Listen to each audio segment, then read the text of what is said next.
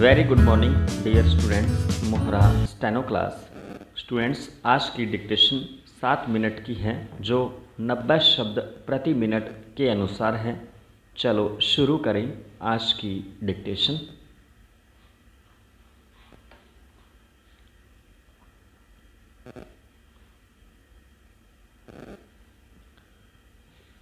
शुरू।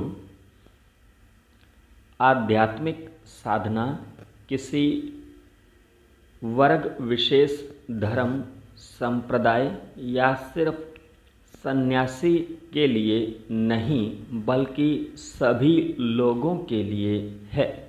यह शारीरिक, मानसिक और आध्यात्मिक प्रक्रिया है। इसलिए आध्यात्मिक साधना किसी खास वर्ग के दायरे से परे है। अब देखा जाए कि सन्यासी और गृहस्थ में आधारभूत फर्क क्या है। गृहस्थ के 2 कर्तव्य हो जाते हैं, सन्यासी का एक ही कर्तव्य रहता है। गृहस्थ को अपने छोटे परिवार का पालन करना होता है। स्त्री, पुत्र, परिजन की देखभाल करनी होती है। यह तो हुआ उसका एक कर्तव्य, और दूसरा कर्तव्य है इस पृथ्वी के अखंड मानव समाज के कल्याण के लिए कुछ करना। इस दूसरे कर्तव्य को खूब संभाल कर संतुलित रूप से करना होगा। पैरा। कोई व्यक्ति अगर महीने में 2000 रुपये कमाता है और उसमें से वह 1900 रुपये दान कर दे तो उस बचे हुए 100 रुपये से परिवार में बड़ी दुर्व्यवस्था दिखाई पड़ेगी। अभाव होगा और घर में कलह होगा। गृहिणी को घर संसार संभालना कठिन हो जाएगा। इसलिए यह देखकर चलना होगा कि छोटे परिवार की देखभाल भी हो सके और समाज के रूप में जो वृहत परिवार है उसके लिए भी थोड़ा बहुत जो करणीय है किया जा सके। दोनों तरफ संतुलन बनाकर चलना पड़ेगा। पैरा। भगवान शिव की एक कथा है। एक दिन शिव दोपहर में आकर पार्वती से बोले, भोजन दो। पार्वती ने कहा कि आप भोजन तो मांग रहे हैं, लेकिन घर गृहस्थी की भी कुछ खबर रखते हैं। आप तो बाहर एक शमशान से दूसरे शमशान घूमते रहते हैं और घर का दायित्व मेरा है, उसे तो मुझे ही पूरा करना पड़ता है। आप शायद जानते हैं कि आज चूल्हा ही नहीं जला, न हांडी चढ़ी।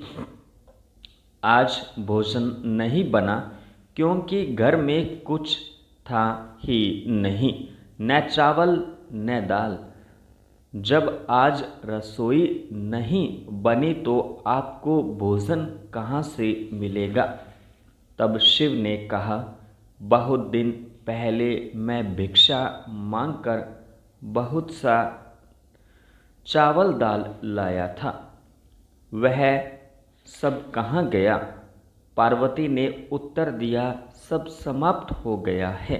थोड़ा सा ही था जिसे गणेश के चूहे ने जलपान कर लिया। आप तो कुछ देखते नहीं हैं, इसलिए नहीं जानते। यह तो शिव पार्वती की एक गढ़ी हुई कथा है, लेकिन यह कहानी हर परिवार की है, सिर्फ उदाहरण बदल जाते हैं। पैरा। इन विषयों में किसी को दोष देना ठीक नहीं। घर के मालिक ने 2000 में 1900 रुपये दान कर दिए, फिर इतने कम में गृहिणी रसोई कैसे संभाल पाएगी। परंतु याद रखने वाली बात यह है कि हर किसी को छोटे और बड़े दोनों संसारों में एक संतुलन रखना होगा और उसे संभाल कर चलना पड़ेगा। यह संतुलन गृहस्थ का कर्तव्य है, सन्यासी का नहीं। सन्यासी के पास जो भी कुछ आता है वृहत संसार के लिए वह दान कर देगा। सुलह आना अपना समय भी देगा और जो कुछ अस्थायी संपदा होगी सब दान कर देगा। सन्यासी की कोई स्थायी संपदा तो होती नहीं है, सब कुछ दान कर देना ही सन्यासी का कर्तव्य है। तो गृहस्थ और सन्यासी के जीवन के ऐसे ही नियम हैं। आज से यथायथ भाव से अपने आध्यात्मिक, मानसिक और सामाजिक कर्तव्य का पालन करते रहो।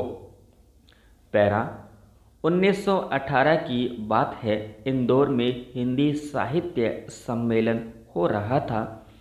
सम्मेलन के अध्यक्ष महात्मा गांधी थे।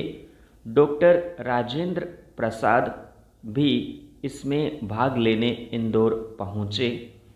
चंपारण के किसान आंदोलन में वे महात्मा गांधी के इतने नज़दीक आ गए थे कि इंदौर में उनके साथ ही ठहरे। सम्मेलन के बाद महात्मा गांधी के साथ वे भी साबरमती के लिए रवाना हुए। वहाँ से जब गांधी जी खेड़ा के किसान आंदोलन के समर्थन को चले तो राजेंद्र बाबू भी उनके साथ हो लिए। पैरा अप्रैल का महीना था, गर्मी भी खूब थी। गांधी जी ने नंगे पांव ही भागदौड़ की। खेड़ा का किसान आंदोलन तो सफल रहा, लेकिन गांधी जी की तबीयत खराब हो गई। संपूर्ण विराम। डियर स्टूडेंट्स, डिस्कशन अच्छी लगी हो तो वीडियो को लाइक करें, शेयर करें तथा चैनल सब्सक्राइब अवश्य करें।